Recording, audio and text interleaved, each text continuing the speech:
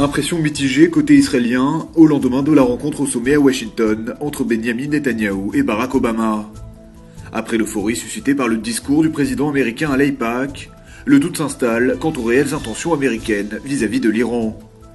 De sources officielles à Jérusalem, on juge désormais peu probable une attaque des États-Unis avant le scrutin présidentiel de novembre. Les Israéliens sont déçus puisqu'ils espéraient un changement de ton radical de Washington sur le dossier iranien. À l'évidence, le sommet Obama-Netanyahou aura donc illustré les profondes divergences de point de vue entre les deux alliés. Pour l'heure, les Américains semblent toujours privilégier l'option diplomatique, caractérisée par un durcissement des sanctions. Alors que côté israélien, on osait croire à un possible ultimatum adressé au régime de Téhéran, ou du moins à un véritable plan d'action.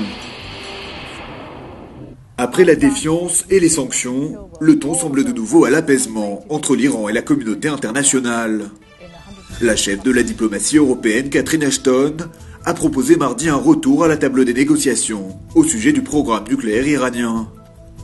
À Téhéran, le message a été bien reçu par les autorités, puisqu'on se dit prêt à de nouveau pour parler avec les grandes puissances, et même à de nouvelles initiatives. Parmi elles, l'Iran se dit prêt à autoriser la visite d'un site nucléaire suspect par des inspecteurs de l'AIEA. Reste que l'agence onusienne devra au préalable s'entendre avec le régime de Téhéran.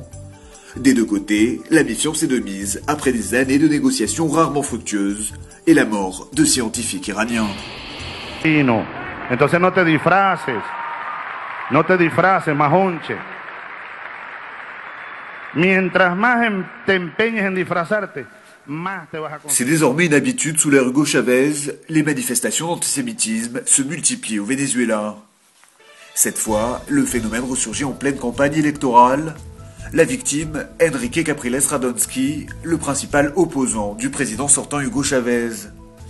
Ce catholique pratiquant, qui possède des origines juives, est la cible d'attaques antisémites répétées venant des partisans de l'actuel chef d'État vénézuélien. Dernièrement, sur les ondes de la radio nationale, Capriles Radonsky s'est vu accusé d'avoir été élu à la tête de son parti à la faveur d'un complot sioniste. L'Anti-Defamation League s'est immédiatement indigné contre ces dérapages sans précédent.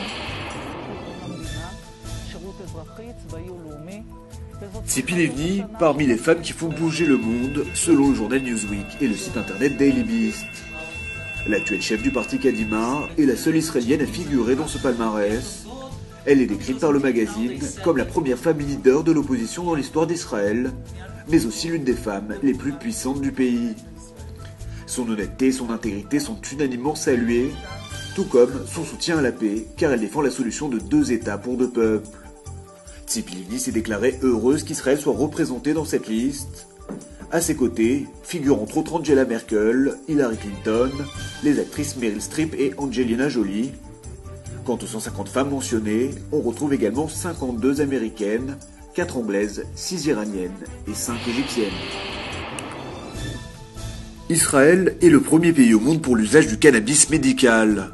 Une drogue douce autorisée par les médecins, par exemple pour le traitement de douleurs neurologiques.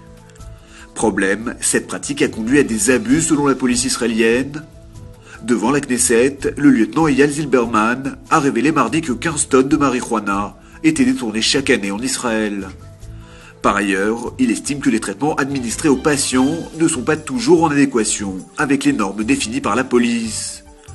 Selon les autorités, si Israël peut se vanter d'être leader mondial dans le domaine du cannabis médical, sa circulation n'est pas encore correctement régulée.